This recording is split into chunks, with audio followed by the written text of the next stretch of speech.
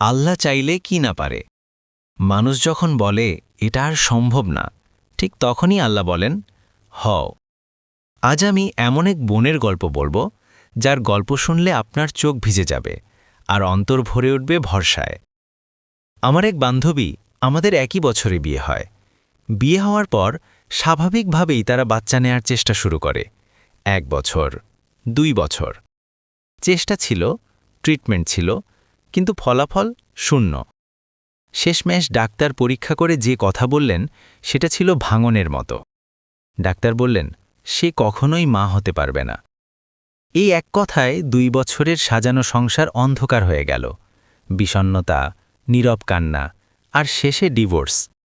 ডিভোর্সের 1 বছর পর একজন ছেলে তাকে পছন্দ করে। সবকিছু জেনেই যে সে মা হতে পারবে না, তবুও সে বলে, আমি তোমাকেই চাই। এই কথাটাই ছিল আল্লাহর পক্ষ থেকে এক নতুন শুরু। বিয়ের 6 মাস পর হঠাৎ কিছু লক্ষণ দেখা দেয়। সে টেস্ট করে দেখে সে প্রেগন্যান্ট। ডাক্তাররা যেখানে বলেছিল অসম্ভব, আল্লাহ সেখানে বললেন সম্ভব। আলহামদুলিল্লাহ। আজই তার কোল আলো করে এসেছে ফুটফুটে এক কন্যা সন্তান। আজকের পোস্টে সে লিখেছে, তাহাজ্জুদ নামাজ এমন একটা শক্তিশালী নামাজ যেটা বান্দার ভাগ্য বদলে দিতে পারে। আমি জানতাম আমি মা হতে পারব না, তবুও আমি তাহাজ্জুদে সেটা চেয়েছি, আর আল্লাহ আমাকে ফেরাননি। হৃদয়।